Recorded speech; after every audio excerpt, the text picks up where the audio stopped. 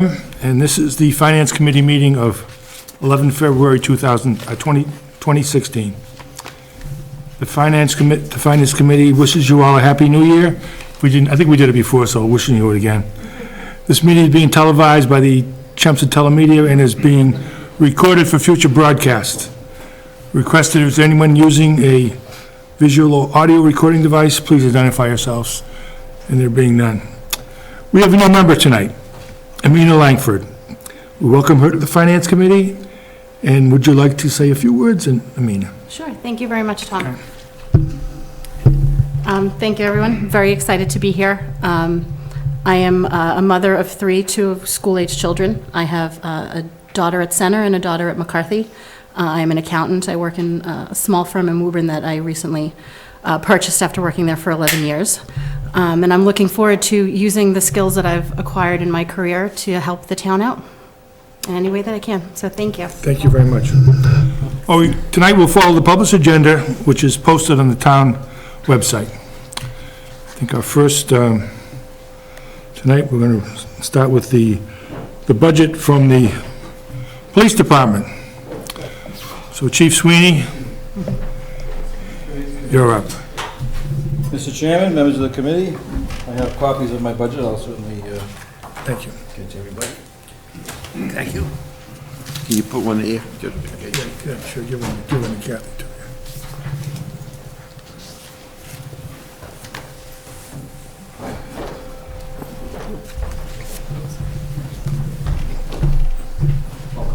Thank you very much. Thank you.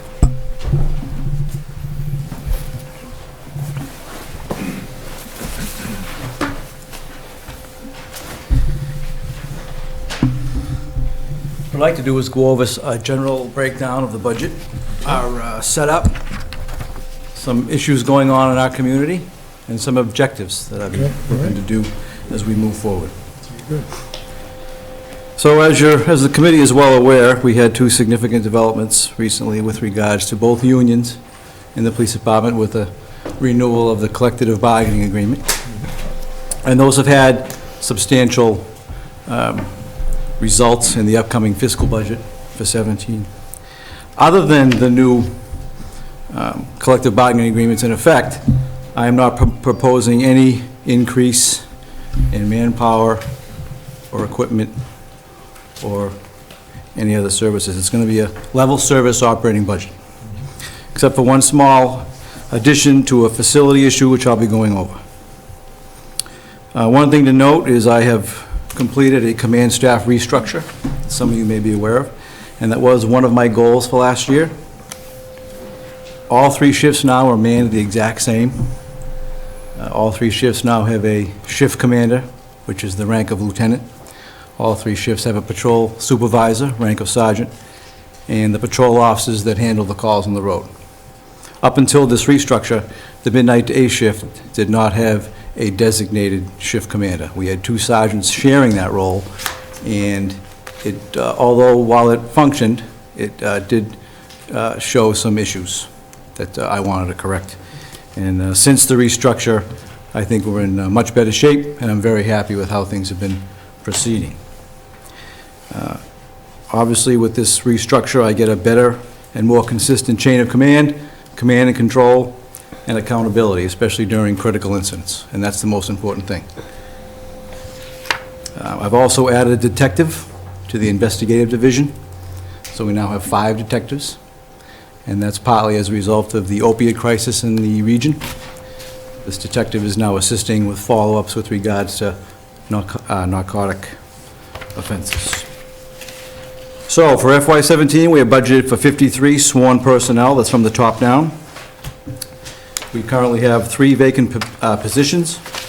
That is as a result of 2 retirements, and I had 1 officer transfer to the state police. I have just recently hired a full-time female patrol officer. She's already on the road. She was fully trained. We got her from another community. She's been an excellent addition. And in addition to bringing her on board, I'm in the process of hiring 3 additional patrol officers that I'm hopeful will be in the academy by May, and they will be deployed after a field training program late summer, early fall.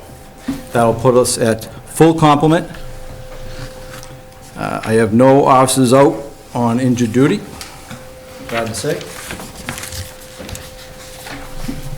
So that brings me to just a real quick breakdown of where we are and where we're going. As far as personnel costs, it's an increase of 4.57%, and that, again, is a majority of which is due to the collective bargaining agreements. The expenses is a slight increase of 2.59%, and I'll get into that in a minute, but it really has to do with a fuel issue we're having at the PD facility that is in drastic need of repair. If it wasn't for that request that I'm making, the expenses would be the exact same. Again, these figures include the new CBA for both unions, as well as longevity increases, EMT increases, and there's a cost of living adjustment for non-union personnel. We are currently in a holding pattern on new collective bargaining for the dispatches as well as the clerical union. With regards to the dispatchers, we employ 9 dispatchers, and 2 are on duty at all times. 1 is primarily assigned to the fire department, 1 is assigned to the police department, but they both can perform both functions, and they work in a collaborative manner. With regards to expense issues, the fuel expenditures are still at $2.62 per gallon, and the police department typically uses about 44,000 gallons a year. The average price per gallon for calendar year 2015 was $1.90. With regards to new equipment, the only new equipment I'll be seeking for FY17, as far as a substantial equipment, is the new Ford SUV Interceptors that we get every year. I'll be purchasing, or I'm looking to purchase 4 of those. The price from our distributor is $36,800. That's fully equipped with all the equipment that they need, emergency lighting and siren, etc. I'm also requesting an additional $15,000 for facility maintenance. As I alluded to, the fueling island at the police facility, in addition to being 12 years old, has some substantive damage as a result of the, not only age, but that was never designed for the truck traffic that we get at the police station. Both the fire department and DPW use that fueling station to refuel their vehicles. Those trucks are large. It wasn't designed for that. It's got considerable damage around the perimeter of the station. The grooves in the cement that are designed to contain a fuel spill are in very, very poor shape, and it needs immediate replacement. I've gotten some estimates on that, and that's why I am requesting the additional $15,000. Yeah, Chief, I circulated some pictures to the board that I took when we met. It is in pretty bad shape. On a note, as far as capital expense, the new surveillance system has been installed at the police station, which I asked for last year, and it's a much improved system. Very, very happy with how that's turning out. I want to move now to issues in town. Chelmsford continues to be a very safe community. Our crime rate is much lower than the state rate. The issues we're dealing with, I'm happy to say we have no chronic problems in town. The issues we deal with are the issues in the region. We have some street-level narcotic problems. We have vandalism issues. I will say, with regards to narcotics, the opiate crisis in the region, well, Chelmsford is faring much better than many, many other communities. Still a problem. We had 29 overdoses in 2015. I do not believe we had any fatalities out of that 29, but, you know, obviously it's still too many. Out of those 29, we are dealing with, we do have some chronic residents in town that are repeat people having these difficulty. In addition to that, we do see some in our commercial districts. They're not all Chelmsford residents, as you can imagine, but it is a problem we're dealing with, and we are working with our Greater Lowell Health Alliance partners, District Attorney's Office, Middlesex County Sheriff's Office, We're all trying to really put together the best task force we can to address this. The Narcan, I'm happy to say, I think I did say it last year, Chelmsford was one of the first communities in Middlesex County to obtain Narcan and have it deployed with all of our first responders, both the police and fire department. So we really have addressed this the best we can. We knew early on this was not gonna be a law enforcement problem to solve on our own, just by arresting people. This is a collaborative effort. And I'm happy to say that we've really put a great team together with the fire department and school department.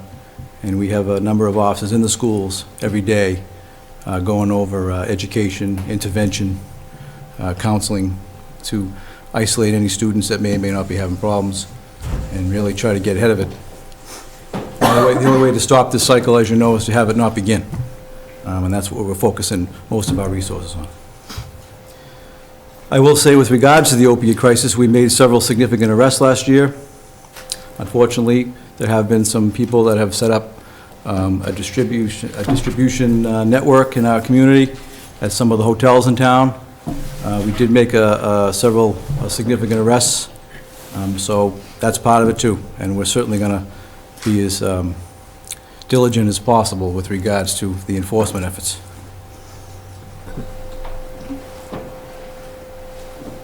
Again, some of the nuisance crimes we're dealing with in town.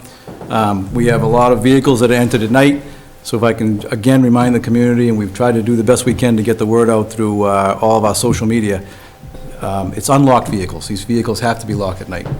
Unfortunately, the days of leaving our cars unlocked at night are over. That's the majority of the car breaks we have in town. They're unlocked. They're an easy target. It's still amazing to me that this day and age, people leave purses, wallets, large sums of money in their vehicle at night unlocked. And really got to try to do what we can to keep those things out of view and lock our vehicles. As far as some notable statistics, everything that I track pretty much has really remained consistent in town, with a few things that have jumped out at me. Road rage is up 96%, which is still, if something like this was to happen, just stay in your car. Call the police and let us follow up on it. It's not worth getting out of your vehicle and having an altercation. The Citizens Bank and Stop and Shop at the lower line has been unarmed robbery several times last year. That seems to be a real problem area for us. I think because it's not a traditional bank, I don't know if these perpetrators think it's a little easier of a target, but it's been targeted a number of times. I am happy to say, with regards to the most recent event several days ago, we have made arrests on those, and those two people are both in custody. So that worked out well. We had some fantastic photos that we got out on social media right away, and that helped with the apprehension of those offenders. Fraud is up significantly, and with today's day and age of the internet, that's why. The scam artists are in full force, taking advantage of anybody that they can. And it's very, very unfortunate, especially during the holiday season. We dealt with a number of sad stories where people are tricked into wiring money to what they perceive as loved ones in need. And it's all fictitious. Also, this time of year, we have a number of people posing as IRS agents over the phone and intimidating, in many cases, elderly folks that they have to pay this money immediately or they'll be subject to arrest. It's very, very tragic. So, is there anything being done, especially for the elderly who are getting the calls, that from an education perspective around this time of year, maybe at the senior center, just reminding folks if you're getting a call, it's that time of year again, or around the holidays? Well, we've put out some social media advisories. That's a great idea, but I will say that we're trying to partner with some of our local stores in town, like Walgreens and Rite Aid, to post notices. Or the pharmacy, Yep, perfect. and we're trying to get the word out to them that if they see someone walk in that looks a little upset and they're going over to wire money, try to intercede, maybe say, hold on for a second, give the police department a call, we'll come down there, have an officer talk to them before it's too late. So, Just because my mother isn't on social media, so she, you know, right. No, it's a great idea with the senior center. Yeah. We'll look into that. Oh, that's a good idea. The schools obviously continue to be a priority for us. I know I talked about it last year. We went from basically no presence at the high school to just this last fall, I have a school resource officer there 3 or 4 days a week. That's been working out fantastic.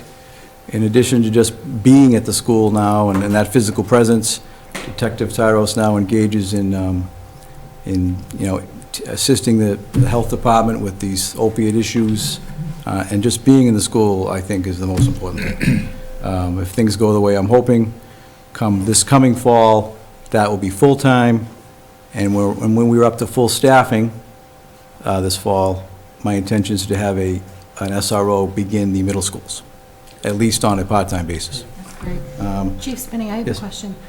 Since the DARE programs of the 80s and 90s have gone by the wayside, and with the opiate problem that we're seeing in the state, is there a plan in place to introduce some sort of anti-drug program to the elementary schoolers so that we can get to them before these issues start to, become a peer pressure issue? I do not know of one at that age group. I know that the middle schools are doing it, the high school is doing it.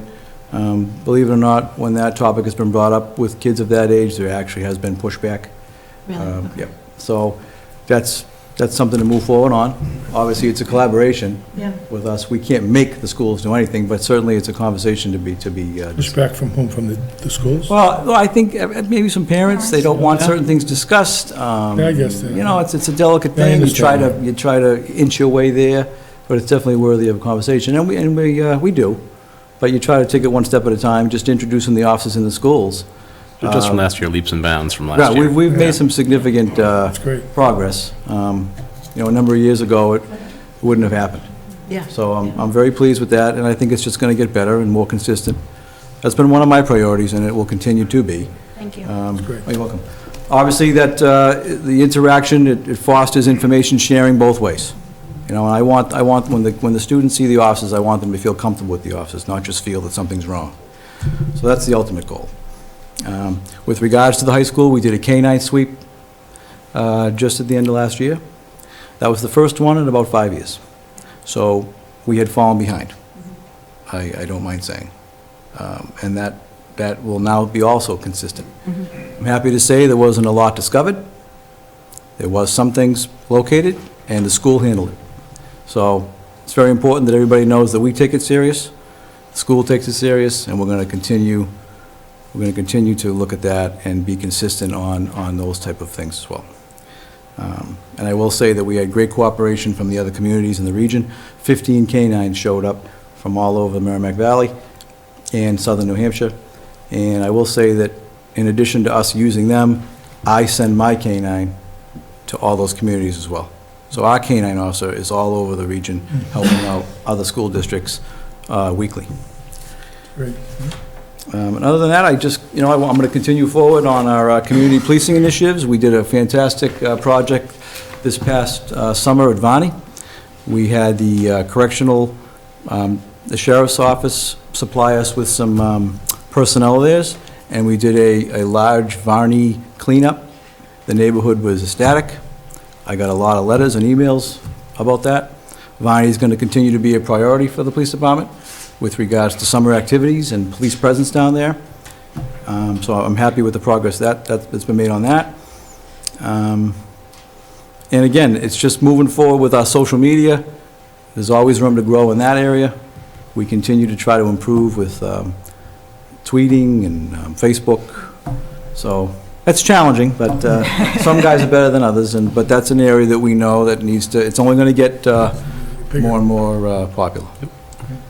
So with that, I'm prepared to answer any questions you have. Thank you very much. I think, the one question I want to ask, I remember last year you mentioned that the range that you have in the back of the police station is pretty bad. And I noticed that there's one being built up in Tingsboro. And it's gonna have facilities for police officers, specifically for police officers. And I thought that might be an opportunity to maybe look into that. It's not built yet, of course, but Right. when it is, it might be great, because I know you want to do the room type thing now. Right. The old ranges, those are gone, you know, Certainly are. it's a much more active environment now than it used to be, and that would save some money for the town, but I know it's something you have to do, but I think that's something to look at. You might want to check it out. No, you're exactly right. While the range is structurally. Check it out with Matt Hanson, he'll give you a hand. Oh, he'd be glad to. Is he in Abbott? He's up in Tewksbury now. in Tewk- Oh, that's right. Tings- Tingsboro. That's right. Tingsboro, not Tewksbury, Tingsboro. He's on the, No, the range, while structurally fine, it's outdated with how it was built. It was built in the old days where the offices didn't move. yeah, right. And now, like you said, it's all about movement Right, right. and looking around corners, and so that would be a definitely worthwhile thing to look into. You also mentioned that with I believe the academy's relocating, and doing that, with relocating that facility, they're putting a new range in there as well. And you maybe. Oh, the Sheriff's Department? The Sheriff's Department, sorry, the Sheriff's Department, Yeah. yes, is relocating to Chelmsford. Yeah, I'm happy to Yeah. say that the Middlesex County Sheriff's Department is moving their training facility from Barica to Brick Hill Road in Chelmsford. Really? And there will be no inmates there, so let me just say that. That was one of our initial, Lisa, that's we wanted to supposed get be- that word out, but no, they use it for their training. So they've let us use that building in Barica for training, and now to have it in our That's- community. that's good. That's They set perfect. up a little Hogan's Alley in there, That's- and so now that would be another option. Hogan's Alley. Yeah, so, and that's where their academy's gonna be for the youth. The youth academy that's run every year will be there now this year. Fantastic, good. I Great. just have one question, sorry. In this budget, since the collective bargaining agreements are expiring at the end of June, right, fiscal 17, it does not include anything, Nor can it. right, nor it can, so there could be a potential risk Well, for an increase in this budget. Well, it's not a risk, it's a foregone conclusion. it's a reality. But we hope that we won't end up with another situation like we did this time around, where it's been 3 years and we finally have an agreement. Hopefully that, it's because the parties came together so recently, they'll be able to do so again come June. That's right. We'll see. Thank you, Jim. We Thank you. appreciate Springs it. eternal. Thank you. My pleasure, thank you.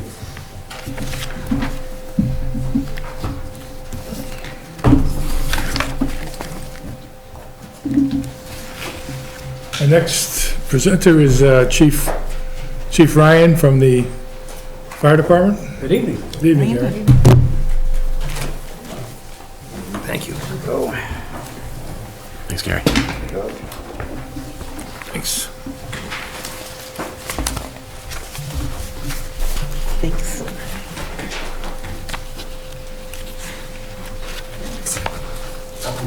Thank you very much.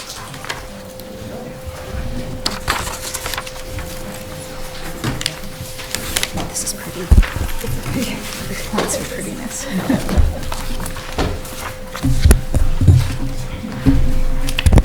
Good evening, members of the board. Good evening. How we Good doing? evening. How's that station look, huh? Wonderful. Like it. Beautiful, Huh? A little better than beautiful. 7 North Road? Much better. All right. There you go. Stop me at any moment if you have any questions as I go through these. Okay. A couple budget highlights. Our budget is, that I'm presenting is $5,462,369, which is a modest increase of 1.72%. That maintains our current existing staffing levels at 63.5. And we have recently sent 3 of our firefighters to the Mass Fire Academy to replace some of the ones that have retired this past year. Okay. The 63.5 includes 61 uniformed firefighters. That's everyone from myself, the deputies, to the captains, to the firefighters. And we have 2.5 staff members.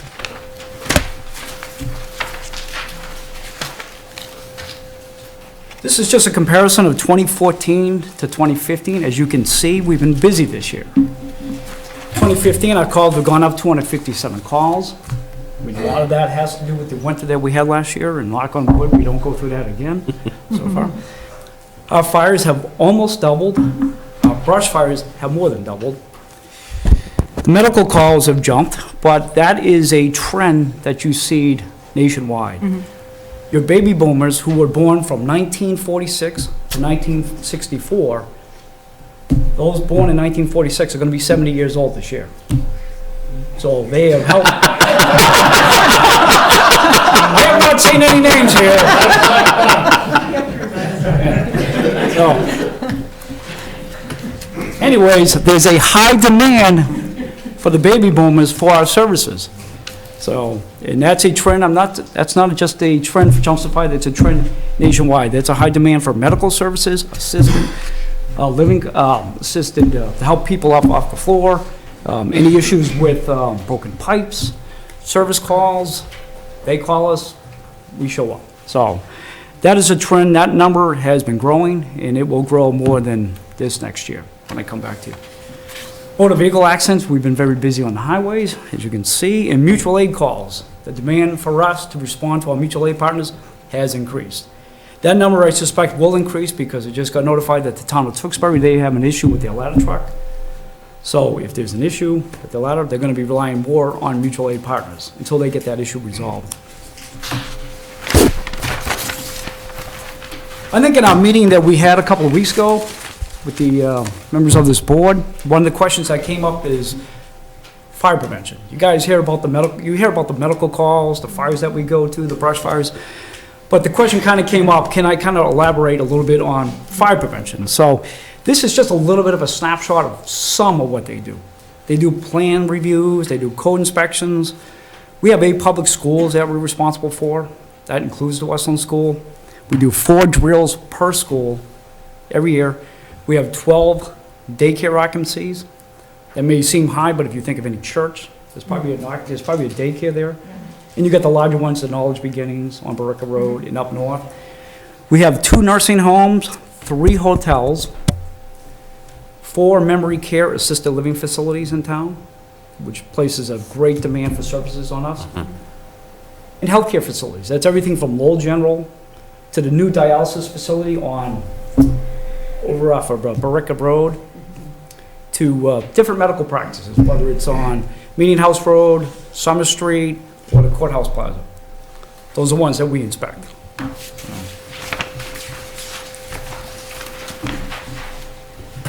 This is just a snapshot of some of the inspections and permits that we issue, just to kind of put a number to some of the things that we do. For every sale of a home, we have to go out there, inspect the homes to make sure they're code compliant for devices.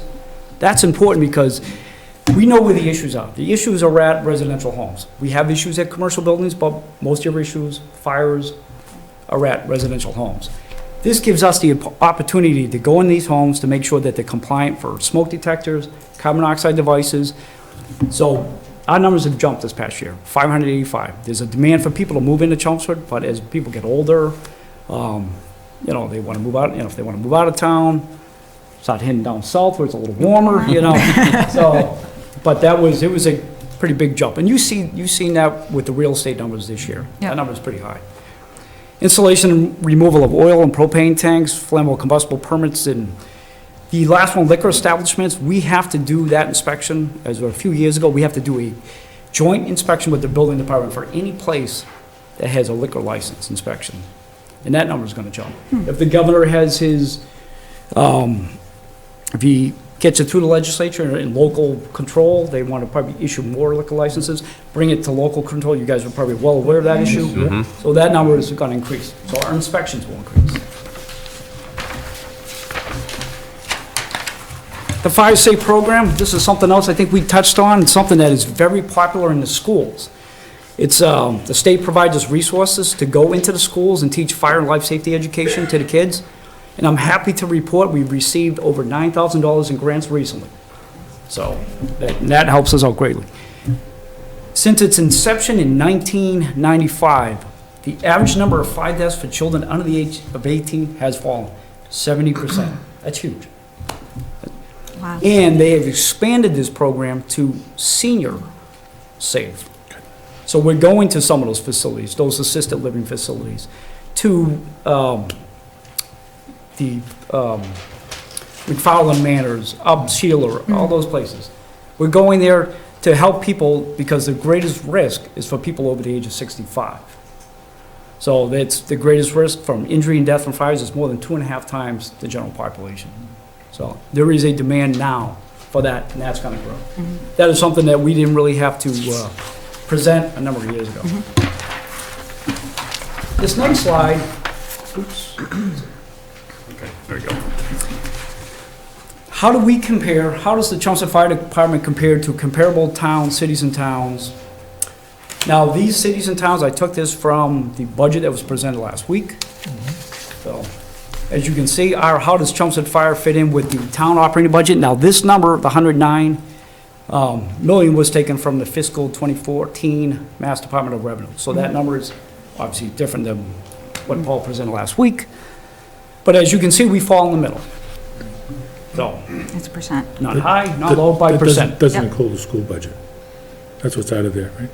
Yeah, this is just. Talk about the fire safety This is budget. strictly fire The departments. fire department. This is fire department, so, yeah. When we take a look at expense per capita of the Chelmsford Fire Department, you see that we drop a little bit to $145, and that number, the $34,500, that is again from the Mass Department of Revenue, and I think they got that from the 2012 census. So we're a little lower on that list. Staffing levels. How do we compare against comparable towns for staffing levels? Well, if you look, it looks like we're doing pretty well. Looks like we're high, look like we're at the top end of this projection, but I will caution you that we have 5 stations in this town.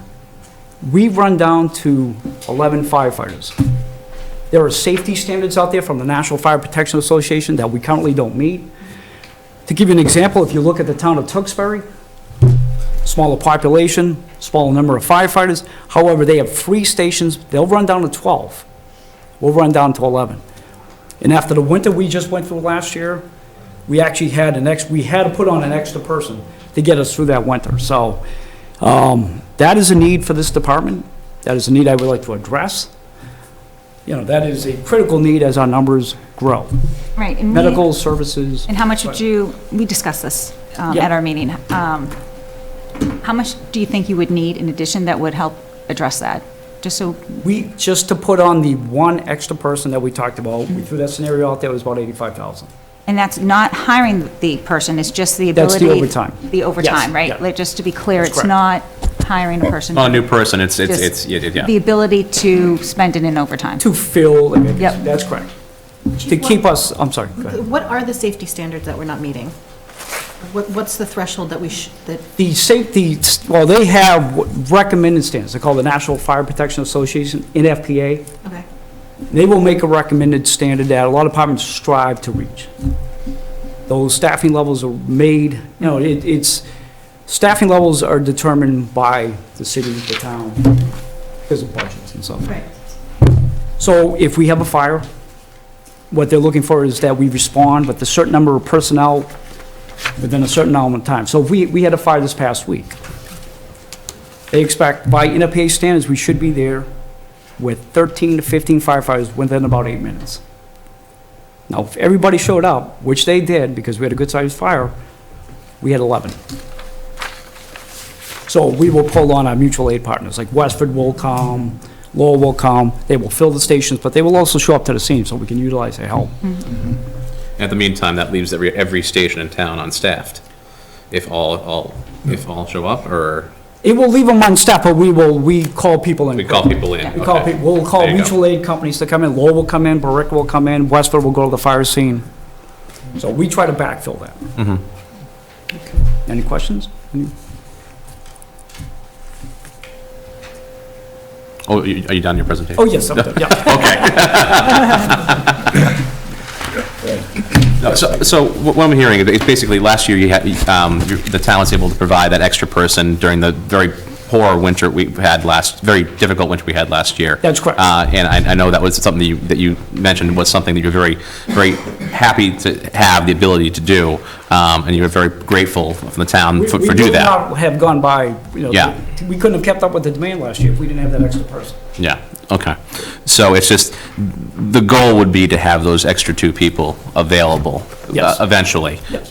So that's in your sights for something to do in the future Right. if it becomes available and it becomes possible to do. Yes. Okay, just wanted to make sure that was clear. And when you say two people, you mean two new hires? Not two new Not hires, hires, no, no. no. It would For be OT. the overtime availability. To So staff only so many people you can have on at a certain time. It would be an increase in the amount of people you could have in on the time. So it wouldn't be an increase, it would be increase in bodies available, not increase in total bodies. To cover a specific time Not Yeah, not exactly. FTEs. or shift. Right, because currently you'll have a captain and 2 firefighters over there. So if we have an emergency, I mean, if it's an accident on the highway, they gotta take the rescue. If it's an incident up north, they might be taking a ladder. If it's an incident down Barica Road, they could be, for an alarm investigation, they could be taking the engine. So basically, they could be jumping from piece to piece to piece. You'll see people, they'll come in from an accident on 495, as they pull up the ramp, they get another call, and they have to switch off to a different piece. You'll see them go in the station, get off the piece, get on another piece, and go. So to have the extra body, to have the extra staffing, that will greatly serve our needs. And how long does it take for mutual aid to respond? It depends. I mean, our mutual aid partners are pretty quick. I would say they get here, staffing, it could be 10, 15 minutes. Okay, very good. Thank you. Thank you, Joe. Thank you very much. Thank you. Thank you.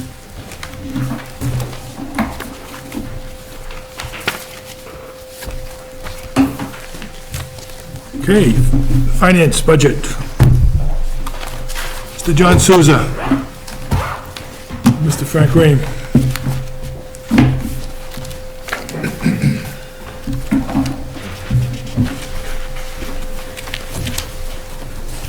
Good evening, Mr. Chairman, members of the Good planning. evening.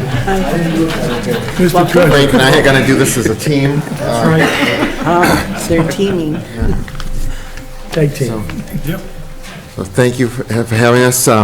Last week, we had an opportunity to meet with Elaine. Elaine met with us, both of us, and went through all of the Finance Division budgets in detail.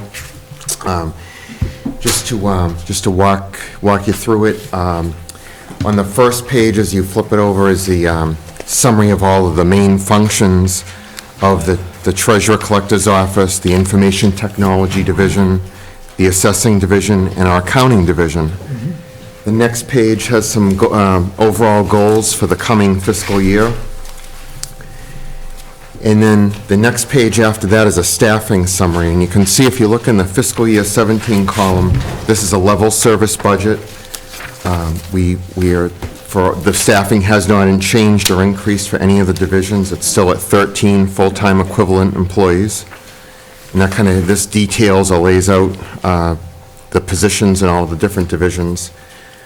Moving on to the line item budgets, just to walk you through that. First, in the Treasurer's Office, you can see personnel services is going up about $15,863, which is just over 5.5%.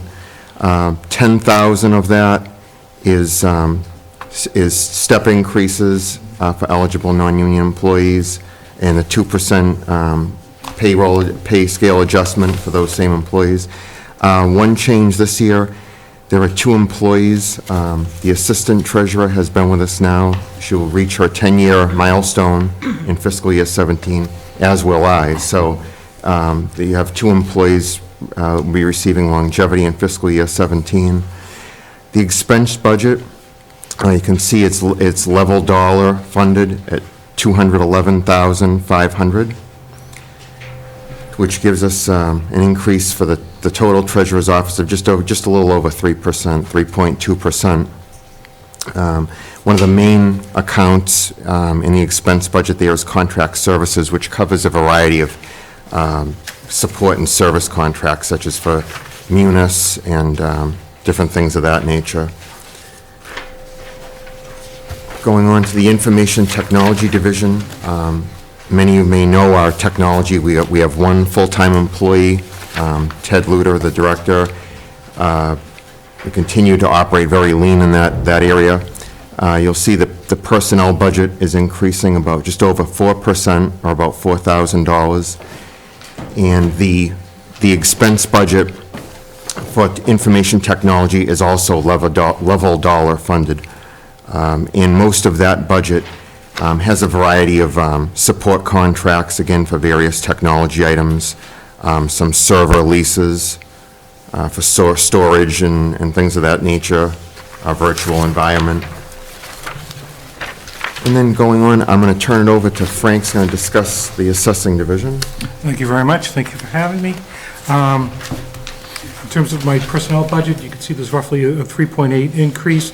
That's due to some staffing changes. We had one new hire this year, so there was some fluctuation there, and then another hire from about 18 months ago. And the rest is the step increases. For the expense side, it's basically level funded across the board with the exception of one of the first items, a revaluation update, which is an increase of about $20,000, and that's for the upcoming fiscal 17 revaluation. That includes some consulting work. That includes commercial industrial revaluation, residential. I take care of the residential, but it's the personal property and the commercial industrial. The rest, as you can see, is flat, going from 16 to 17. Down the bottom, you do see an increase, the dues and subscriptions, that's up to $6,000. We really started that last year, and I think we talked about this. We subscribed to something called CoStar. I think you were familiar with it, Jim. And it's just it's a real estate site that takes in a lot of different information about rentals on markets and that sort of thing. They were prohibitively priced at one point in time, but they seem to have come down to earth with the prices. So they made a pitch, and we went for it. Well, we use that for our appeals that come before the Board of Assessors in terms of abatements, and then if eventually they go on to the Appellate Tax Board, this is a very good resource to get a sense of the market, not just in Chelmsford, but in Middlesex County. Dues and subscriptions also, the staff education is also up. Once again, I had a couple new hires, so I wanted to make sure that available to them were different education opportunities. That's pretty much it. Thank you, Frank. And then the final division that we have to discuss, the accounting division, that you know is managed by Darlene Lucier, our town accountant. The personnel budget there is increasing just over $12,000. It's about a 4.5% increase. And again, similar to the other divisions, that covers steps and cost of living adjustment for eligible employees.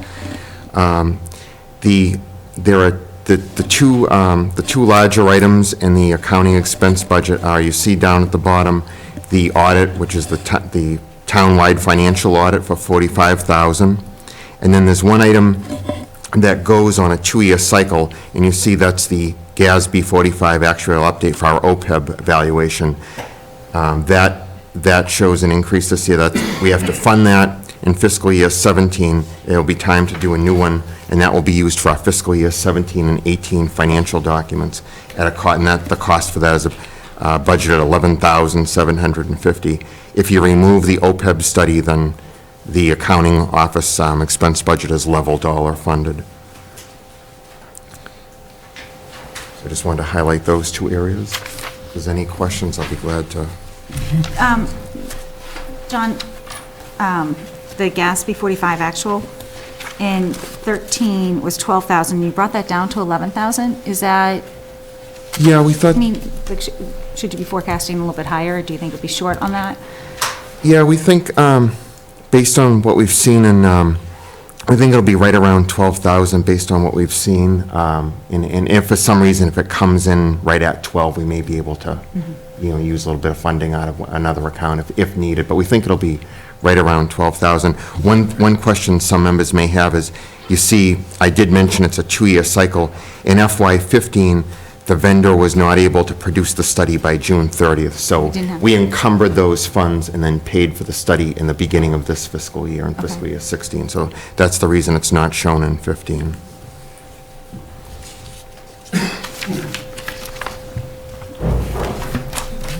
Very good. Thank you, John. Thank you. Thank you, Frank. Thank you. Let's see. The next batter is a veterans agent.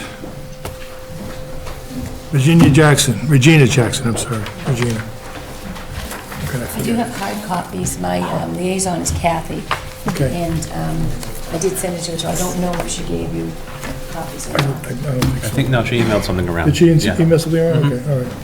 We gotta look. Kathy, is her name? Okay. Yeah, Kathy Duffett Smythe. liaison, Yes. yeah, Yes. oh, yes, yes. Yeah, so we met last week, or, You know her, right? Wake up, Tom, right. Okay. Hi, thank you. just a copy downstairs. Hi, good evening. The budget for Veteran Services, like everyone else, is pretty level funded, except, actually, there's something a little different. There's a little decrease in the amount of. Not really. Yeah, but. You can say that. It's a good thing. If you look on the page with the budget breakdown, and if you go down to cash and material grants, that is the amount of money that the Chapter 115, which is the benefits program that this budget addresses, that's the amount of money that we pay out every year, and that's the amount of money that the state will reimburse us, 75% of what we give out in benefits. And if you look on, under fiscal year 2015 actual, we were 221,977, so about 222,000, and that had been steadily increasing from 12, 13, 14. We had a big bump in the last couple years of the number of people who were actually eligible for Chapter 115, the number of people who were actually able to give the benefits to, and part of that reason was the opening of the Veterans House on Manningham. It's 8 SRO units, and when it initially opened, most of the folks were eligible for the 115 benefits. Fortunately, the way the program is designed, it's supposed to be short-term temporary public assistance for veterans and/or eligible, some eligible widows that we can assist. But the way it's designed is you have to apply for any and all federal benefits that are out there. And of course, everybody does, and fortunately, sometimes they come through. So it's a good thing that we've kind of, some people have gone on to other benefits. So originally, when we put the budget in, we actually asked for fiscal year 2016 budget for $275,000 for this benefit. And I met with John and Paul again in December, and we went over it, and we thought it was much more reasonable to request $225,000, because that's most likely what we're going to run this year. So, Just so I understand, and we get 75% of that back, Correct. correct? And that's reflected not in this budget, but in Correct. the town receipts Yep. budget? Okay. yep. So even though it looks like we're cutting back, we're not. I mean, we have more veterans, or as many veterans with a lot of needs, where we're just able to service their needs without as much money. They're happy. I hope so. I try. Sure. So, Very good, okay. So the fact that we didn't get as much money from the state this year did not have a significant impact on you? no, it really has, the reimbursement formula is 75%. 75% of benefits paid out that are authorized, and the return is a year. It comes back quarterly, 1 year out. Okay, very good. Okay, well, thank you very much. Thank you. Regina? Okay, next up. Mr. Persichetti.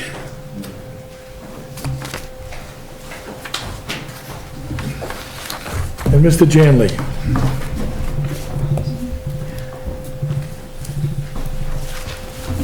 Good evening. Good evening. Start out by saying there is no increase to any department as far as FTEs go. Very, very little change in the budget. We'll start with administration and engineering. There's a increase of 4% in salaries. That's the one division that are all non-union, so there are salary increases within this number, which there are not in most of the budget. Other than that, there's a small increase. The biggest one is it's $1,620, and that's for software licensing that we have to do for a new program that we are running. Steve, you want to give them a little? It's mainly for the GIS software. It's an annual fee, and as we've taken more of a role in that, we're more responsible. We have 3 licenses, each license is $1,200. And then we also have fees for our AutoCAD annual subscriptions, which is technical support, updates, that type of thing. Now, how do you do that? What's that, how is that, how do you do that GIS? This is the It's a software program. software program? Yeah, I mean, it's similar to AutoCAD. Tied into if you will. GPS and all that stuff, is it? It is, in a way, it's data processing and it's all on a computer, but you pay annually for Annual fee? updates. Yep, Yeah. and And it's useful, as far as you're concerned, it's very useful? Oh, yeah. We have spent a lot of time over the last probably year and a half, 2 years, building, if you go on the town website now and look at the GIS mapping, the drainage system's on there, the sewer system's on there. We've worked with some grants from Maya to have almost like a municipal end of it where we have tablets in the field and we can access all the paper documents, scanned documents. What about the gas lines to the individual houses? We don't have gas information.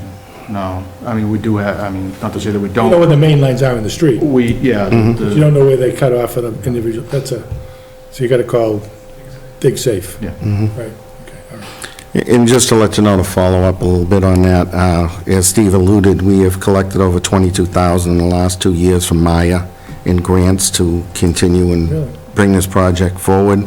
We're expecting to apply for another year so that we can keep moving forward with it. Very good. Public trees, no change at all in the budget. Streetlights, actually, we're decreasing by 12,000. The big decrease, as you can see, we're as high as almost 200 at one point down to this, was the change to all LEDs. The cost difference is unbelievable and has been able to give us the ability, and we feel that that's a fair number that we'll be able to work with this year. Waste collection, just a small increase. It's only one part-time salary. And then the only increases in this, which is just under 1%, is strictly based on the fees themselves. There's a chart that was provided with it. No other changes. The highway division, there is really no increase at this point it's actually a minor decrease in salaries because that division is union, so that won't come until... Any words of relief for the residents about potholes after this spring? You got a regular schedule, or is there anything that's... Well, we're not looking. As far as like the pothole relief money, again? Yeah, I haven't heard anything. okay, so I don't- we're too early for that. Yeah. And then depending on the winter, I'm not sure if they'll offer it or not. Yeah, right. But, I mean, our log keeps going with anything we're given, and that's something that we even do now that we have the hot box in the winter as well, so we keep up with it from that point of view. And then again, on the expense side, you'll see that the overall budget is down.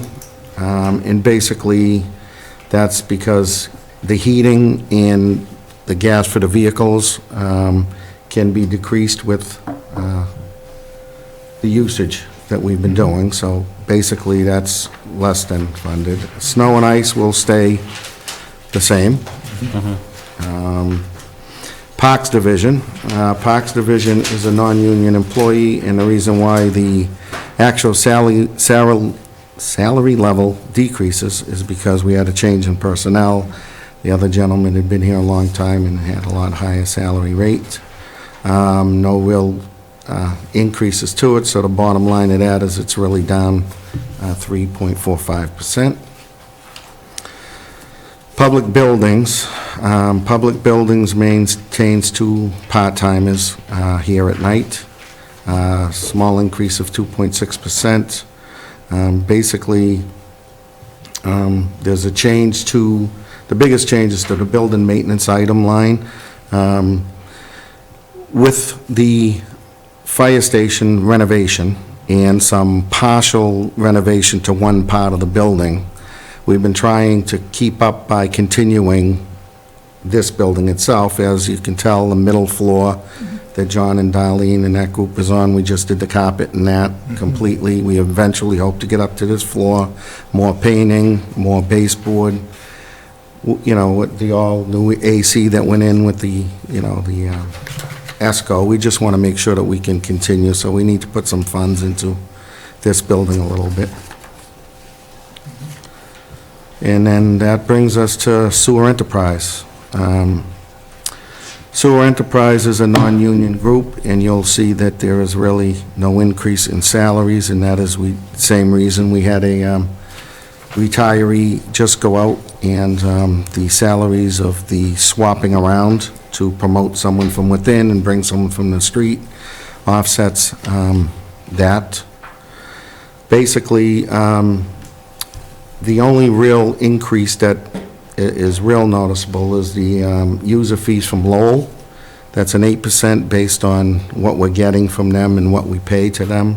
So that's an increase of about $130,000. Other than that, you're looking at basically level funded.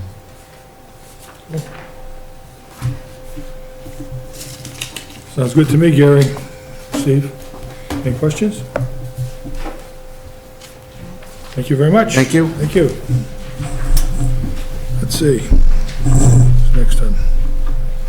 Here.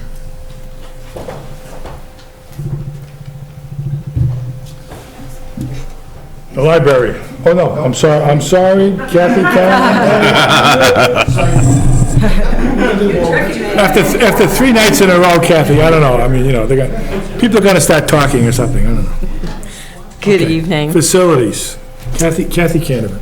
Thank you for allowing me to present this budget. Municipal facilities, we'll start with personnel expenses. The overall budget increase was $48,961, 6.45%. So at the top, the full-time, that's for one full-time energy manager for $55,000 a year. This will be the first year my budget will pay for the salary of the energy manager. The last 2 years, it was funded through a grant. Okay. To point out, the energy manager this last year also captured about $200,000 in grant money from DOER, which is just He phenomenal. paid for himself 4 times. Yeah. Great. So we unfortunately lost our our energy manager this fall, and we've just replaced one, so a new one will start next month, which I'm looking forward to. The next budget part-time is for the playground inspector. That's a relatively new position that's been on my staff for 2 years, so that's part-time. The only other thing I can point out is full-time. In addition to the energy manager, it's just typical step increases for non-union employees. Next, to go to expenses and expenditures. This budget is pretty close to level funded, 0.39% increase. The increases were for telephones, some cell phones, some smartphones for staff, typical telephone increases. The other line item that had an increase was grounds maintenance for $5,000. And the reason for that is because my department inherited the care of Varney Park, the varsity baseball field, which is a natural turf field. And we're also stepping up the care for the natural turf fields, fertilization. The other increases were just something we were able to do, typical department decreases, gasoline, postage, dues and subscription. There is one item, though, that I need to point out, which I didn't explain to you the other day. Upon further investigation, our solar array maintenance contract for $30,000, this is the first year I've managed this contract. And what I did find out is that the funding is not sufficient to cover all the costs, because the contract, which we thought would be $20,000, escalated to $27,000. And this is a operation and maintenance contract that we signed with Miller Brothers to take care of all the solar arrays. So it's 4 times a year. They go and walk the roofs, they clean the arrays, they make sure the electrical strings, the combiners, and all the equipment is in shape. The other thing about the solar array, which again is new, there's been some slight maintenance On the inverters, which is a first-time expense, this is really our first year with this line item budget. And then there's some telephone costs to this. So what I think we'll have to do is that a good working budget would be $40,000. So I think at town meeting, Paul suggested we ask for another $10,000 in this budget. Okay. All right. So that's the only surprise. Can I ask why the budget came in larger than you expected? Yeah, because it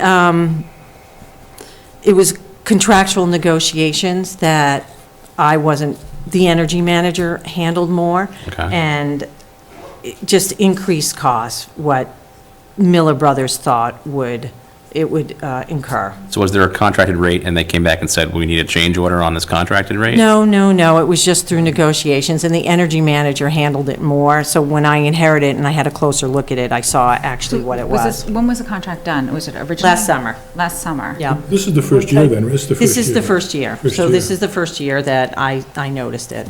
Okay. What type of contract was it? So it's called an operation and maintenance contract Yeah, for the O&M. PV panels. So it's the O&M contract. Oh, yeah. And being the first year, just Yeah. digging through, Well, seeing all the I contracts, think the seeing what their important- numbers are. You know, obviously, it's important to keep those things, you know, in good working order, because if they're in good working order, then we get the results we're hoping for. So I think that it's important to make sure that, you know, you watch what they're doing and they do it well. Because it seems to other- me, if something goes wrong, it should be on their neck. It'll cost us money, that's It right. should cost them money. Yeah, right.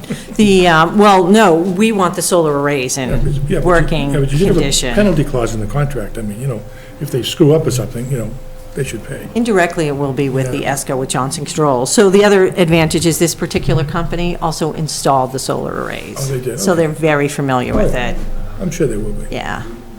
So it should be a good working relationship, we hope. It is a good working relationship. And you did mention to me those two part-timers for summer, for spring and summer. I did. Yeah, That's right. The small. For the other about thing, 10K or something, was it? the seasonal workers. Yeah, right, okay. Right, that was the increase for summer workers to do trash maintenance. Just one more question on the contract. Sure. Is that an evergreen? Does it automatically renew each year? Do we have to go out and renegotiate? So it's a How does that 5-year work? contract with either a 2.5 or a 3% escalator, 3% escalator. 2.5, that one's Oh, that's 2.5. So now that we know it, we can track it and include it in the budget. Okay. Okay, good. And do we know what the rate back we're getting for the energy production is? I don't know that. Okay. Paul question. Yeah, Paul, what are we getting in terms of, yeah? About $300,000. It's 300,000, okay, thank you. Okay. Good, thank you very much. Question? Oh, Thanks, Kathy. thank you. Thank you. We won't be seeing you tomorrow night, right? No. Okay. Okay. Now we have Becky Herman from the library. Multitude of trustees here. Come on, Donna. Bring them all up, anybody want to come, come on up. Come on, Donna. Get your, Pull up another chair.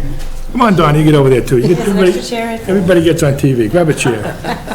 Okay, so the first thing I have to do is give you gifts, because it's like when I have, Oh. my staff comes in and But this is I not do- payroll. and I do great news.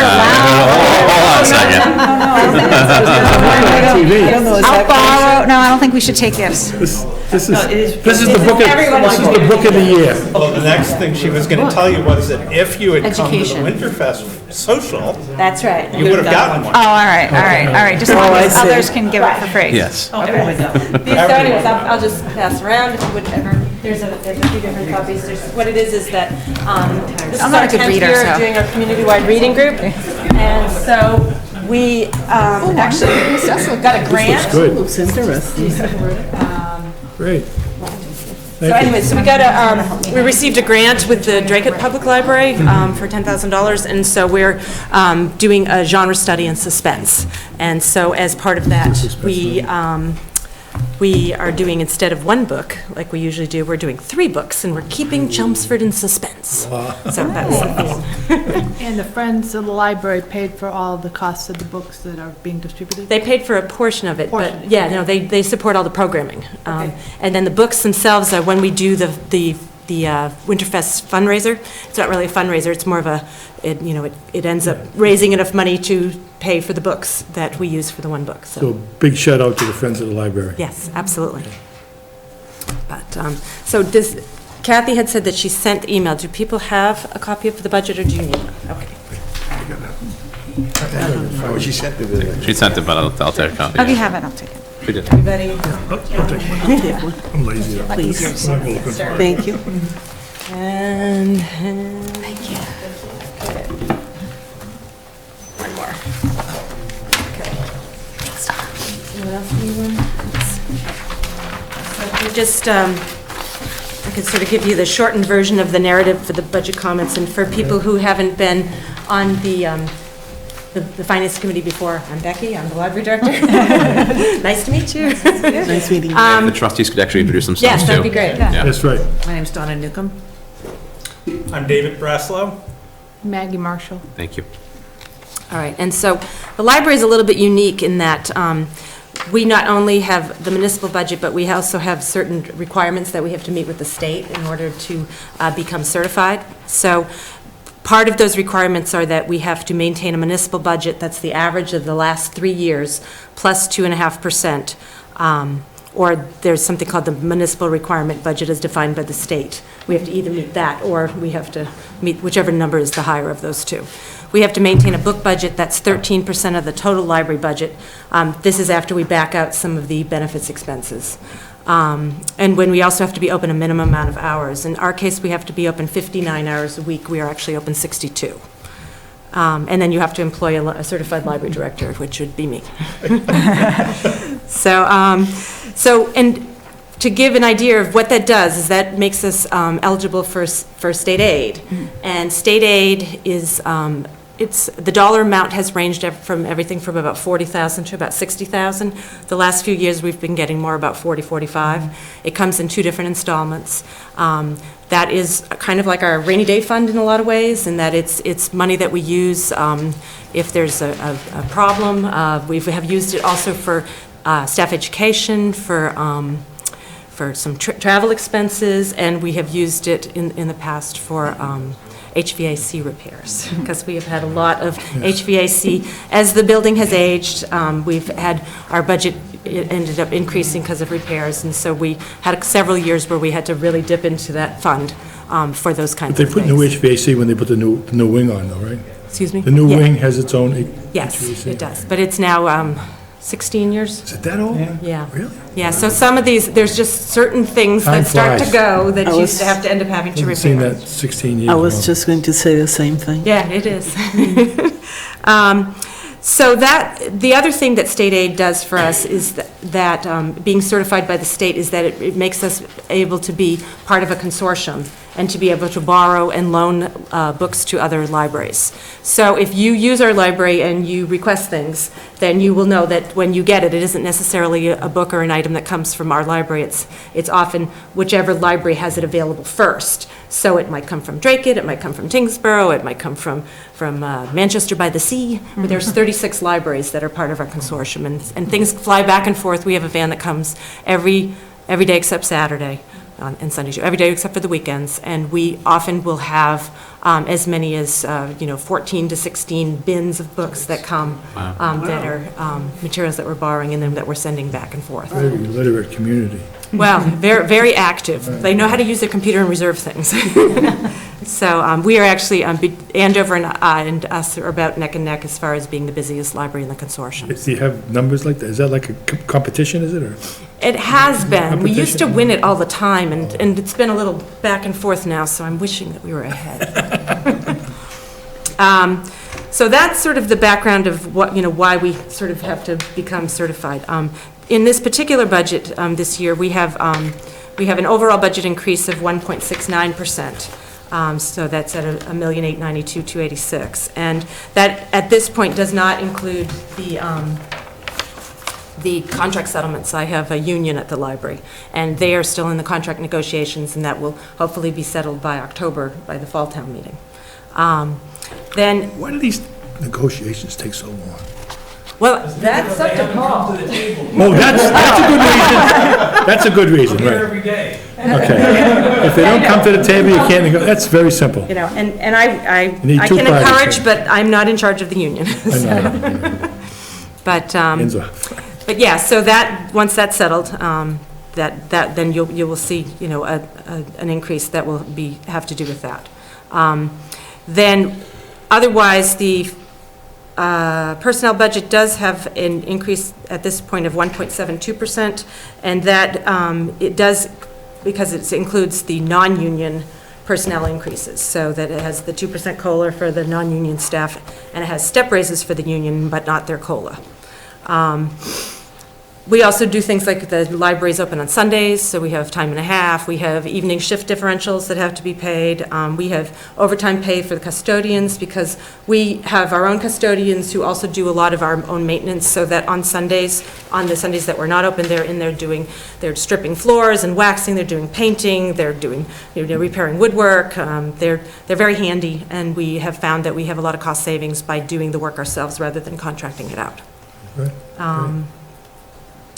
Otherwise, we had a raise in the state minimum wage, so that affected our student page budget, so there was an increase there too. Otherwise, our general expenses, probably the thing that is, they've just increased 0.87%, which is $2,154. Included in this budget now is a line item that is for library programs and events, and we have, due to the generosity of the Friends, we have in the past not had this as a line item, because the Friends do a tremendous amount of fundraising for us, and their book sale raises about $26,000 now. In the past, it had been as much as $40,000. There's been a decline. Some of it is, it's not because of the lack of effort on their part. Not, they are such hard workers. It's just the way that book donations work these days. I mean, because there are other places to donate things, because there are other places that people can sell their items online or eBay, those kinds of things, then we have seen that there's not as much interest. There's not as many donations, but there's also not as much interest from the book dealers. Because we used to have probably 20, 25 book dealers would come that first day, and they would spend a lot of money. We probably only get about 6 or 7 at this point. So that's where we've seen the decrease. Is this also due to, more electronic, the Kindle, reading the books online? Do you guys take advantage of that, or is that, Oh, yeah. is that not included, and that is taken away from folks coming in the dealers? And The book sales have decreased because of the use of the hardcovers. Thank you. Yeah, okay, now I understand what you're saying. It's possible, yeah, no, I mean, but I mean, where we look at our circulation figures, and, we circulate about 465,000 items a year, and 310,000 of those are books. So we're still really mainly in the book business. Next couple of generations might be a problem. I don't know, it's actually, when you look at the statistics now, my husband and I actually own a bookstore also. And so we look a lot at the e-book versus, the physical book, and it's actually the Kindles and the sale of e-books is actually kind of leveled out at this point, so. And actually, there was a study just recently that college kids also prefer to have physical books rather than reading online. There have been studies about information retention as well, and it's much easier to both gauge and to follow with tactile books as opposed to e-readers. They found that people retain more information with the actual Can't use that book. yellow marker. Yeah, no, there was. You can, I do on that. Oh, that's right, you can. I'm sorry, you do it. I forgot. Yeah, Mr. Tech was it. But we do take advantage of, as far as our library as a resource, we do have a lot in the way of downloadables. And if you go to our new website, which if you haven't seen it, it's wonderful, chelmsfordlibrary.org, and if you click on it, there's actually a bar that says it's read it, download it, research it, and the download it actually highlights all of the different downloadable things that we do, including magazines and movies and music. You can download 5 free songs a week that you can own from Freakle. So so we definitely take advantage of that, but it's still not as it's risen, the percentage of our circulation, but it is not taking over by any means. Anyways, going back to the budget. Sorry. That's okay. So we have added the programming line item budget, and that was, as I said, is because we've seen the corresponding decrease in the Friends funding, and so we figured at this time, we asked for the 10,000, which gets us up to where we had been originally. And if you don't realize that the programming budget that the Friends do, and along with this money, it funds every program and activity that we have virtually at the library. So every time we have an author or a magician, a speaker, if we do music, we have the art receptions. When we just did the Winterfest, we had a jazz project, and then we also had a mystery cafe where we had a mystery troupe that came and did things. So all of that is funded through the Friends, and then ultimately will be also, in addition, funded from the municipal budget. And then otherwise, what else? We just restored some money back to our education fund, which we had taken away in 2008. So we are now just putting that back into the budget. So things to note is just that, besides the donations that we get from the Friends, we also have, our book budget has helped each year from an average of about $7,000 that is donated, and we use to purchase more materials. And then we have had, this past year, we had 290 volunteers at the library, so they are helping with everything from the book sale to covering books to making sure that the letters are on the A-frame outside, all kinds of things. And they worked about almost 4,500 hours for us, so, which is pretty tremendous, and we really recognize. Huge contribution. It is a huge You contribution. dollarize that, that's big money. That's right there. Yeah, it does. I did do that. It's about $80,000. Yeah, it's really a gift that we have. I mean, we get concerned that maybe that there's not as much volunteerism in the town, but it doesn't seem to, we seem to still have people who think that the library is a wonderful place to volunteer. So we must be doing something right. I must tell you, my grandchildren come down from Bedford, New Hampshire, a few times a month. They love to go to the library. They just love to go there. That's the first thing they say is, can we go to the library? And that's great, so. And Maureen takes good care of them. Maureen does. Maureen is great, so. Anything else that I should have highlighted? Trust funds. Yes, right? and then we also have trust funds that we use to pay things like the landscaping. We have, the town does the mowing for us, but like fall and spring cleanup and turning on sprinkler heads and bigger projects. We Flowers pay, and all that stuff. Yeah, we pay for that through a trust fund, and then the same thing at McKay. We have some ones that were specifically for the McKay Library. Always looks very nice. So I think that's pretty much it. It's a pretty straightforward budget. It is pretty straightforward. So, any other questions? Unless there's any more questions?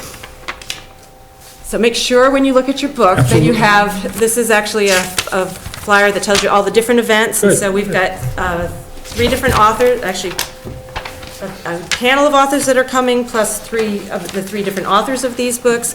We have a CSI kind of forensic program that's coming up, all kinds of things. So make sure to check them out. Okay, thank you very much. Thank you.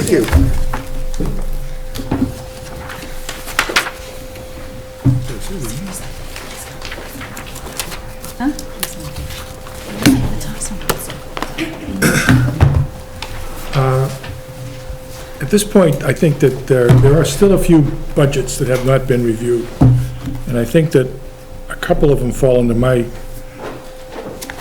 jurisdiction, there being the school budget, which Kathy Duffett, myself, and Strat are going to do, and Jay has asked for a stay of execution for a few weeks. I guess he's still putting it together, getting familiar with it, so that will probably be after the school vacation, and we'll check that out with him.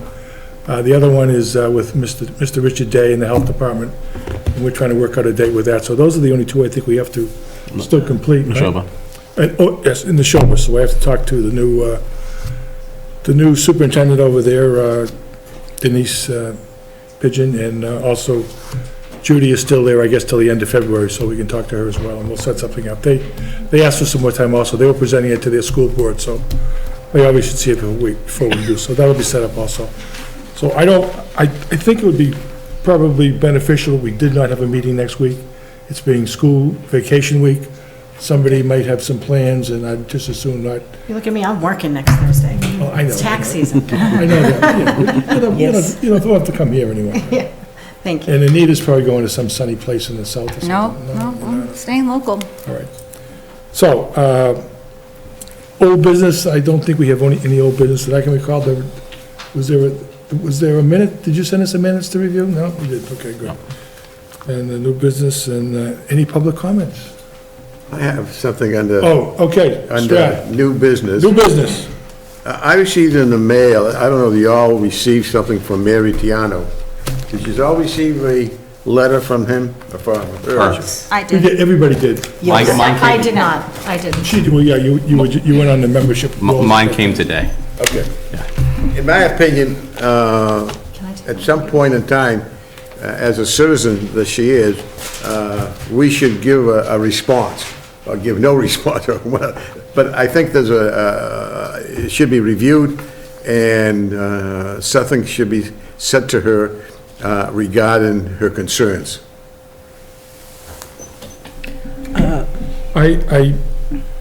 I chose not to say anything about this at this time. I thought that Mary might attend the meeting tonight. Since she's not here, I will say nothing. I think that's wise. I had a prepared statement, and I was going to make that at that time. I think we've all read it, and I think that I just assume not discuss it at this particular time. Well, all I'm saying is, even if we don't discuss, we should tell her we're not going to, in other words, I think she needs a response as a citizen of Chelmsford. Well, Well, let me make my response, and I think that'll take care of everything, okay? This is my response. Your response, we have not seen or reviewed it. And you have not seen or reviewed it, so watch out. No. With all due respect to you, Mrs. Tiano, and I hope you're watching, your family, your friends, and your supporters, we have discussed this issue before. I said at that time I would no longer proceed with this discussion. This is in our past. We are moving on to the future. For me, the discussion has ended. As for the other members of the committee, they're free to speak if they choose. And that's all I have to say. I would like to make a statement, as I got it last weekend, so I had some time to look at it. Though I believe this has been addressed in previous Finance Committee meetings, as well as Board of Selectmen, I'd like to make the following statement. I understand the school situation last year must have been very difficult for Mrs. Tiano. However, this fixation with this one issue of the town accountant signing of the warrants is beginning to appear, in my opinion, vindictive against the town accountant, especially since the town accountant was the one who brought this to the attention of the auditors. I am concerned if we continue to allow Mrs. Tiano to use the Finance Committee meetings or even the Board of Selectmen meetings to rehash the same issue, we may be exposing the town for potential lawsuits, additional cost, and that concerns me. I would also like to highlight that the signing of the warrants was not the problem, but rather the symptom of the problem, and that's a key distinction. The problem at the end of the day was the school department overspent their money. I would also like to remind everyone of the Finance Committee meetings, Finance Committee meeting of October 2nd, 2014, where Mr. Sullivan from Powers and Sullivan sat and described the audit findings. On a couple of things to point out, he pointed out, on June 30th, 2014, the school tried to encumber $463,000 in bills when there was only $108,000 available. Again, this is a symptom, right? They weren't tying their books at the time. They've now fixed this. Mrs. McWilliams' plan, as she stated, was to access the school choice funds for $200,000. However, the town accountant disallowed this transaction, as she should per law. Mrs. McWilliams stopped putting in purchase orders because, in her words, quote, she knew she did not have the funds to satisfy this. I highlight these three items as examples because at the end of the day, we all know that with this much chaos and animosity, we could have all the procedures in the world, but something bad was going to happen, and it did. At this point, I'd like to also submit an email correspondence between Mr. Tiano and the town accountant and Paul Cohen that kind of highlights the animosity, and you can clearly see it. I'm not going to read it out loud. Right. I'd like to put that for public record. With that, I would like to formally answer, yet again, the questions asked by Mrs. Tiano in this letter. This has already been answered. I'm not doing anything new. We've already said this. Asked and answered, yeah. Asked and answered, but I, just want to go through it. What policies, so one of our questions, what policies and procedures are actually followed by the town accountant's office? And this has been emailed, these policies and procedures have been, just bear with me, to Mrs. Tiano several weeks and months ago. The attachment that she sent with her letter that we all received, it's, one thing that's important is to draw the distinction between these internal accounting office procedures and the town's overall financial procedures, policies. The town's overall financial policies are published annually in the town manager's budget, which is available for all town meeting representatives. The Board of Selectmen periodically reviews and approves the town financial policies, but does not review or approve policies and procedures at the department level. These are policies and procedures that we all know, we all write up, and these are good practices to have. They're internal. Auditors look at them.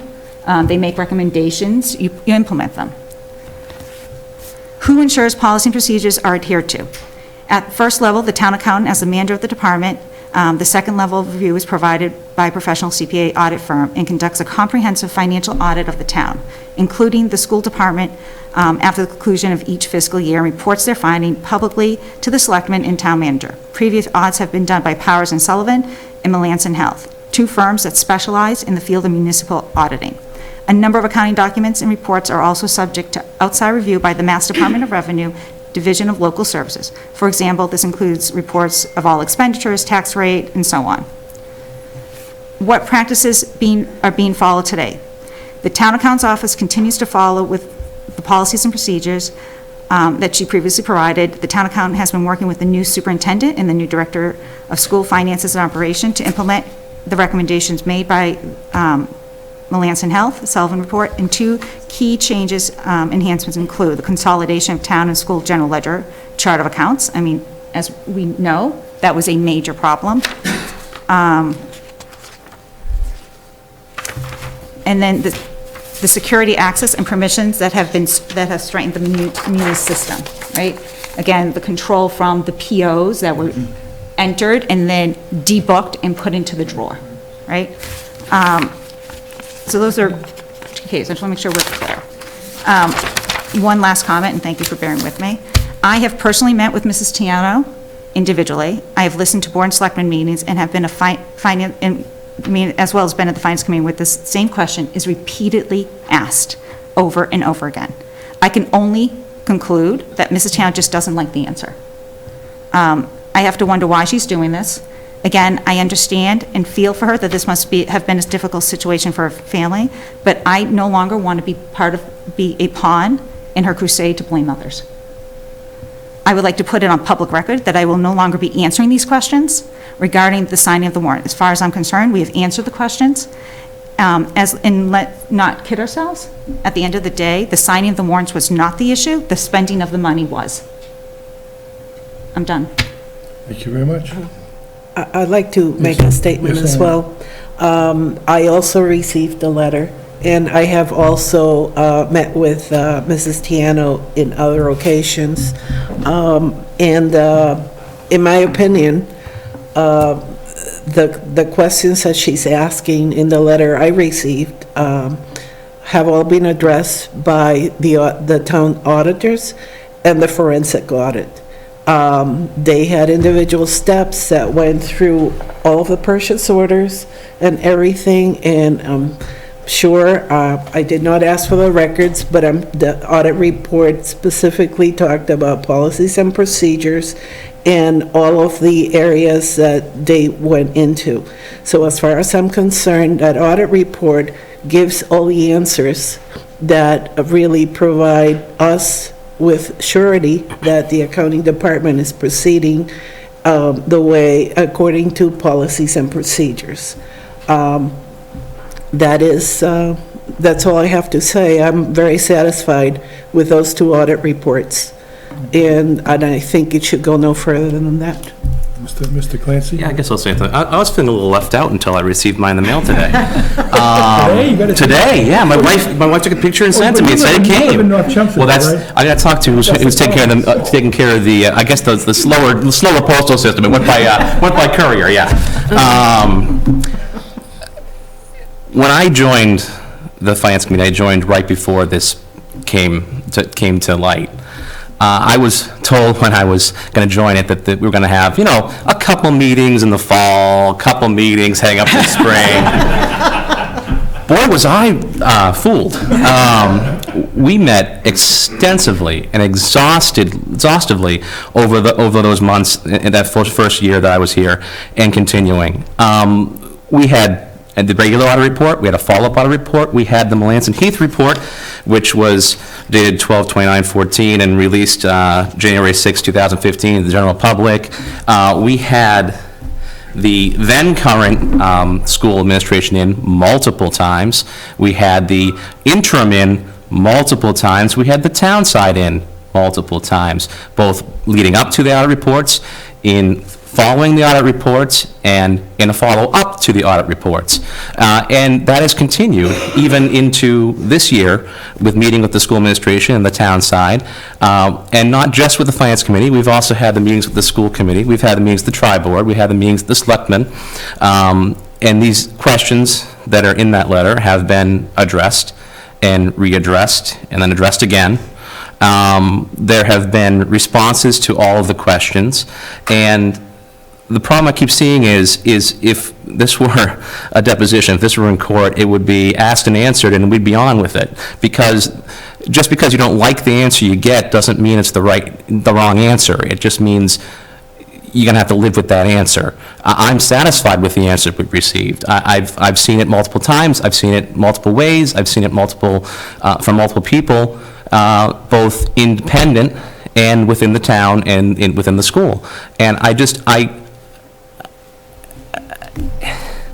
I can't believe we're still talking about this. It's gotten to the point of well, I won't say it, but it's just, it needs to stop. That's all I have to say. I mean, all the questions that have been raised are questions that have been raised 2 years ago, a year and a half ago, 6 months ago, and they've been answered every single time. And like I said, if you don't like the answer, I'm sorry that's the case. And if I had more people coming to us, if I had other town meeting reps coming up and saying, we need this answer, we haven't gotten this answer, we need to address this, we need to have this addressed, I have to assume that everyone else has gotten the answers that they want. They've seen all of our meetings, they've read our meeting minutes, they've seen the board of selectmen meetings, they've read the audit reports, and they know what they need to know. I just see one person asking us again and again and again, and I hate to say it, but it doesn't sound like it's a question from the town. It sounds like it's a question from an individual, and it sounds like someone's agenda. And I would hate to think that that's the case. I really would. But I'm not seeing anybody else asking us these questions, and I have to assume that it's because they've been answered and because I believe they've been answered. So with that being said, I really don't want to talk about this anymore. I agree. Can we make a motion or something that says that we can't? Or, I guess. I just want to make one comment. I just want to say that I have not talked to her or met with her, so I want that for the record. Well, I don't think it's right to make a motion to muzzle anybody. I mean, everybody has a right to speak if they choose to speak. Fair enough. We don't have to answer them. Yes, Darlene, Please, come on up. yeah, please. Since you're the target here, yes, you should speak on your behalf.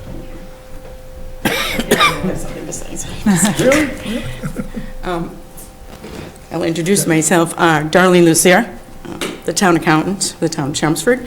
I did receive a copy of that letter from the chairman, and I thank you for saying that I had my name on that letter.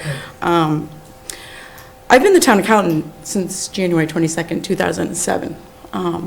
I know my roles as a town accountant. I know the chapter in the Mass General Law. I abide by those laws every day. What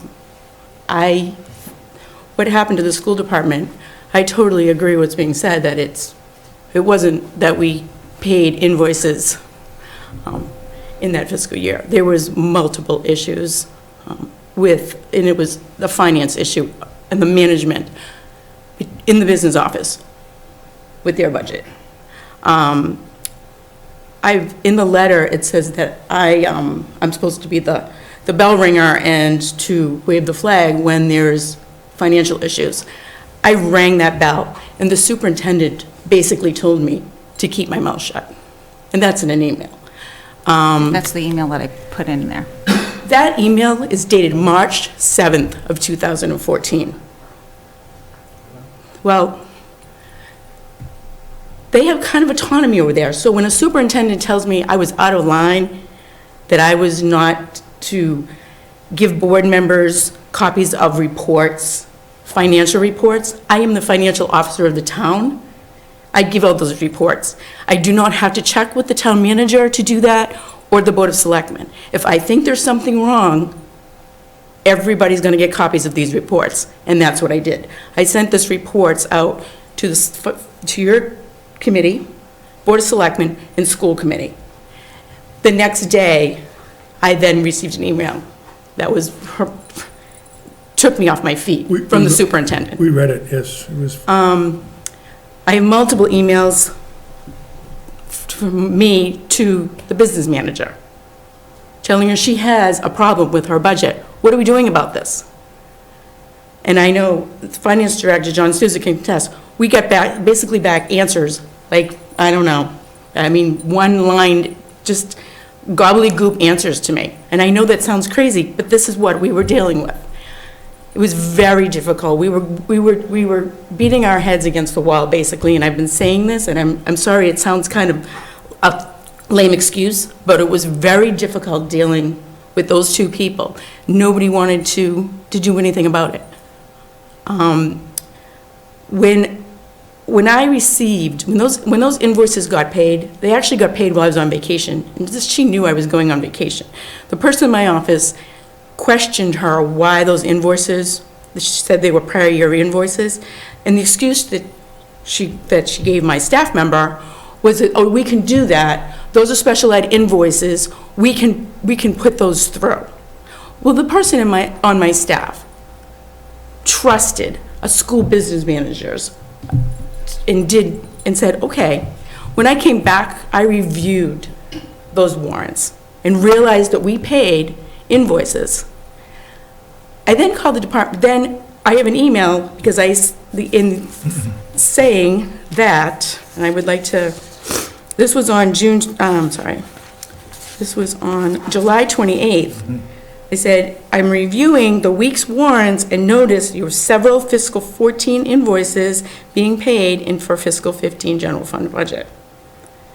These should have not been put through the fiscal 14 warrant. They should have been put through the fiscal 14 warrant or encumbered. Her response back to me was, yeah, we received them late. We may be able to journalize them into the encumbrance because I'm waiting to see if special ed is accurate with the tuitions. That was her response. That is not a response you get back from a school business manager. That was July 28th.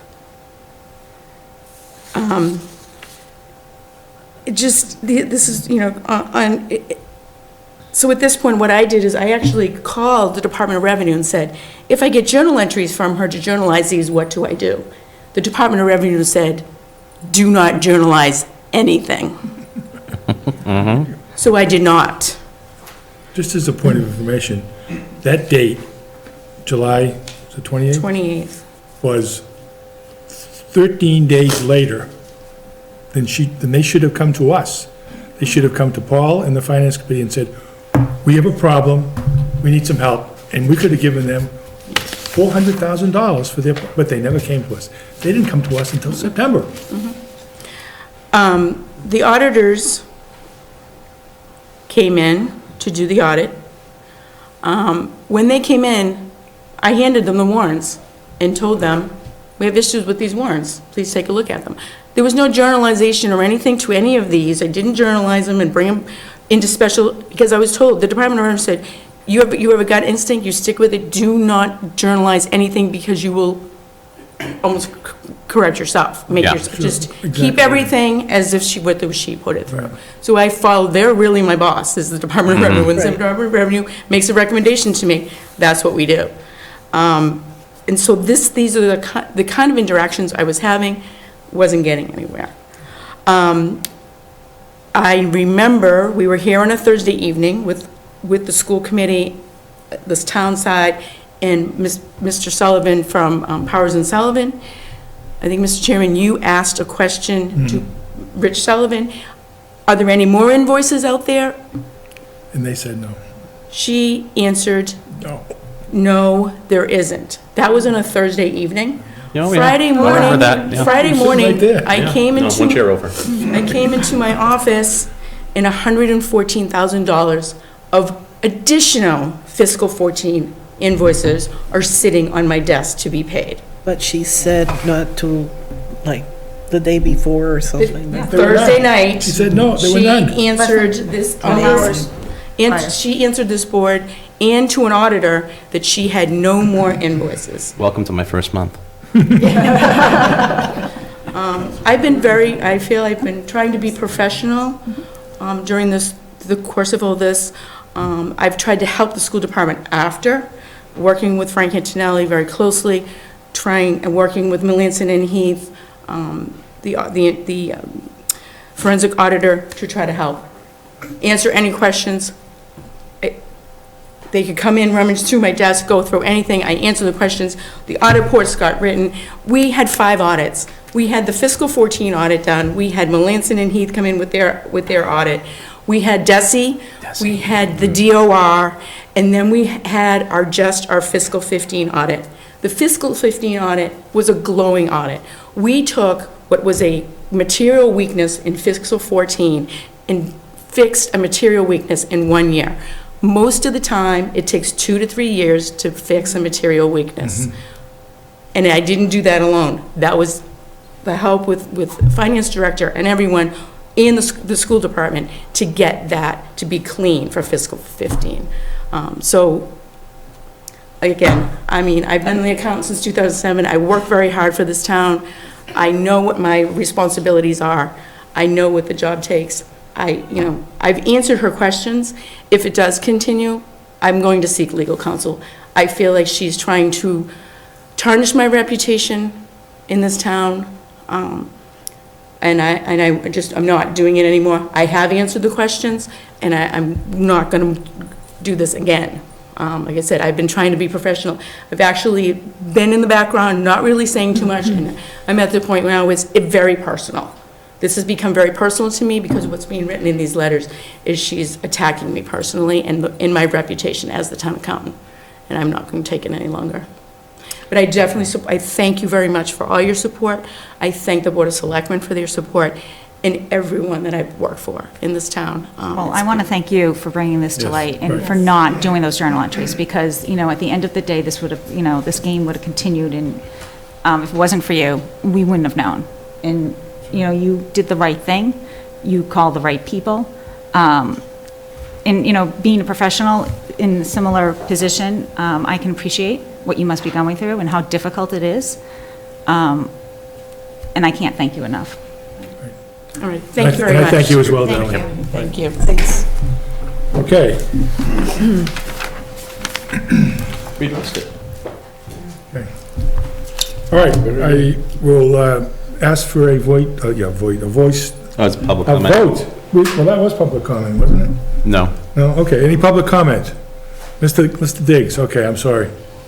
You gotta keep me out of trouble all the time. Try. Slap my hand. Getting mixed up there. Getting mixed up, right, I'm getting way ahead of I myself. hope you don't mind, I want to talk about the future. The future, the future, yes, okay. First of all, I'd like to make a general statement. It seemed that all the department heads who made presentations tonight Yes.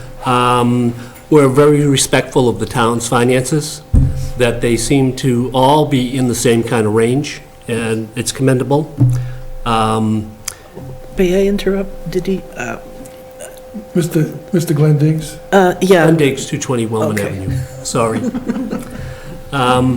Thank you. I have a question about the budgets that were presented that include parts that relate to labor contracts. Is there money set aside in those numbers that reflect potential awards of future increases? No, Or is that done after the fact? No, and the fact you can't do that. Can't do It's that. against the law, yeah. You can't. And that is also true in the school department? It's true in the school department. No, they can, Well, so, Paul, why don't you, Paul, why don't you, can you come and address that, you please? know those answers better than we do, so.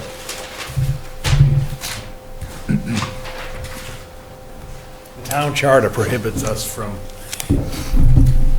putting the money in the budgets in advance of settlements in the charter and the bylaws. The differences under state law is when a school department settles a labor agreement, they do not have to bring that agreement to town meeting to be implemented and approved. It's by a vote solely of the school committee. When a municipal labor agreement is approved, in order for it to become effective, the town meeting has to vote to approve the funding required for that agreement. In the issuance of a multi-year agreement, the approval of the first-year agreement is deemed to be approval of the multi-year agreement. So that is a distinction. So none of these budgets that were on the general government side that pertain to union contracts have any money to settle agreements. That will come in the form of a separate warrant article at a future town meeting.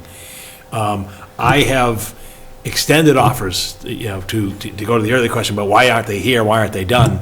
I have extended offers. For example, some have responded. I'm meeting tomorrow morning with the firefighters union. I've met with the police sergeants union, even though they just settled their contract a year ago. I sent a letter weeks ago for the clerical, library, and facilities union. They've not responded to requests. And others I just have not heard from. So it just astounds me, because from the town's perspective, if we're holding money for future agreements, they're the ones that aren't going to get the increase on July 1. And that's why I don't understand their hesitancy to come forward. What I suspect the reason behind it is, and it's sort of what you see at the school level and you often see in communities is, no one wants to be left behind with a lesser deal. And so what happens is much like in industry, and you actually see this in industry, particularly the auto unions and so forth, is they'll wait for a major union to settle, and then that will set the tone for everybody else. And in the case of the town, the settlement on the school side of the teachers union, usually only the administrators union may settle before the teachers, but you've rarely seen the support personnel and the food service and others settle prior to the teachers. And on the town side, the lead unions tend to be police and fire. And part of it is that, as we noted earlier, is they have extraordinary rights that other unions aren't afforded under the state law. So I think that explains the hesitancy out there in terms of what's going on. But short answer to your question is no, that there's no money in here because under the law, we have to bring those agreements to town meeting for funding. Then is it safe to say that if the school, let's say the schools were at 3% and the other departments were at 2%, because the school's 3% has to include those potential increases, it's really not 3 to 1. Exactly. There's some gray area there. Yeah, and I think I pointed that out when I presented the You budget did, yeah. overall, yes. Okay. And the only other thing I wanted to say was that when you get to review the school budget, Yes. I hope you look closely at it in terms of the why, not the what. The what is the number. Oh, yeah. But in terms of the why, because at the recent school committee meeting this week, they were intimating that they really deserve 4% because that's what they need. So I don't think when we review the budget, they discuss the upcoming negotiations, because that would be out of order, I believe.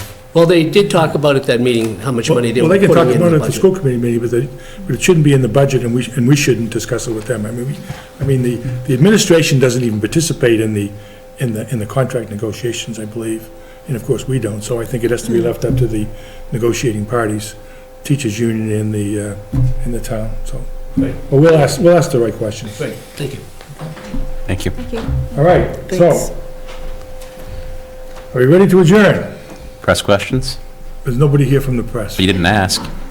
I can see there's nobody here. Are we scheduling, this is what happens when you have a lawyer on the committee. They watch the video, and that's how they do it. Are we setting our next meeting, did we? No, well, I'm not gonna set one for next week, and I'll decide, we'll probably have one the week after next, Okay. and I'll put together an agenda for that particular meeting, Okay. and we'll finish it up at that time. Okay. So, do I hear a motion to adjourn? Motion to adjourn. Do I hear a second? I'll second. There you go. All in favor? Aye. Opposed? Thank you very much, ladies and gentlemen, for coming. Send it to the guy, Yeah. tell him to...